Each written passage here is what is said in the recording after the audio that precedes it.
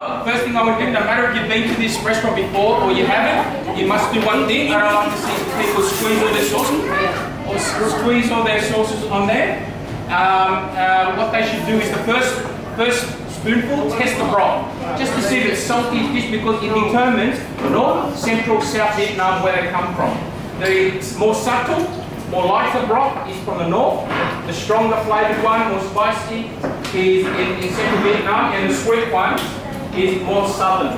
Alright, so I want you to test the broth. Once you test the broth, you can test that 24-hour broth, a 20-hour broth, slow cooked, alright, in the broth. Once you've done that, use your spoon and your ladle, separate the red beef, push to the bottom. It is meant to be raw, it is meant to be rare, so you cook it in the broth at the bottom to how you like it. Well done, medium well, up to you. But you do separate it and thinly slice it like tissue thickness, so that you can then cook it in the broth. Once you've done that, and it's cooking in there, what I want you to then do is add your bean sprouts into your bowl of soup, please. Your raw, crunchy, multivitamin wheat. It's a multivitamin fill for us. It's got A, B, C, and D as the vitamin for us, and that's what we have in there. So Vietnamese tend to have it raw or crunchy. Chinese will tend to blanch it, but we leave it raw because it provides Vietnamese food that yin-yang texture. Yeah? Once you've done that, what I want you to then do is then grab your herbs. This is your holy basil, or rau quay, as we Vietnamese call it. You smell the flower bud part of it. It smells licorice or aniseed. It enhances the aroma in the broth. The broth is made up of up to a dozen different spices in there. What are they? Nutmeg, cardamom, star anise, cinnamon bark, ginger. All of those go in there, so you will enhance the flavour. What you don't do is drop the whole branch in there. Yeah. Can we get some labels on? Mate, can we get some labels on for the remedial? For the remedial? Yeah. Some name labels. Yeah. Okay, once you take the leaves only, I want you to then tear the leaves. Alright, that releases the juice. Tear the leaves into the bowl of noodle. Leaves only, please. Once you've done that, next one. Squeeze the lime juice. Squeeze the lime juice into the bowl to add to the zing to the broth, okay? Once you've done that, mix up your bowl. I'll repeat it at the other end for the other people as we start. Someone's shooting that. Alright, once you've done that, while you're waiting, I want you to have your sauce for your dipping of your meat set up on the side. Double the dollops of the brown sauce. This is a hoisin sauce, by the way, which is like your Peking duck sauce. I call it the Vietnamese barbecue sauce.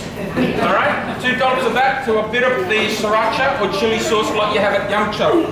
The other thing I like you to add, if you like that, is the Vietnamese, Anna makes her own, satay sauce. Satay is not like your Malaysian peanut satay. Bye-bye, honey. Bye-bye, Erica. Daddy's got to work.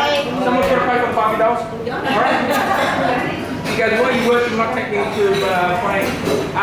So this satay sauce has got your garlic, your lemongrass, and your sesame, and your chili oil. Okay, so it's very different to what you've had before. Now you either add the sauce, just a little. You can always add more when you think. You add it to the sauce.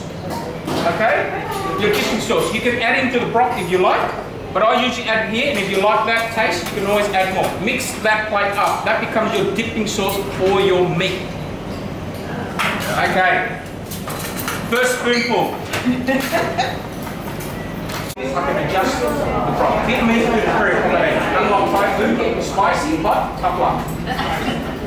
Yeah? So you push the meat down to the bottom. Okay, now you start adding the really good bit, which is the table salt. So anywhere you go that's Vietnamese food here or in Vietnam, it's all about the table salt, more so than the broth itself at this rate. The hero is the table salt. If I give you dead bean sprouts, if I give you spearmint, peppermint, or something that's not meant to go into it, ruins the whole broth, no matter how good the broth is. Okay? So get the bean sprouts in there and fine, and some of the herbs. Bruises, smell the purple part of the bud. It is an aniseed or licorice, so it's different to your Italian basil, for instance.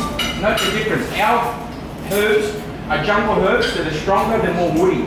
They're actually more original than what they've migrated to.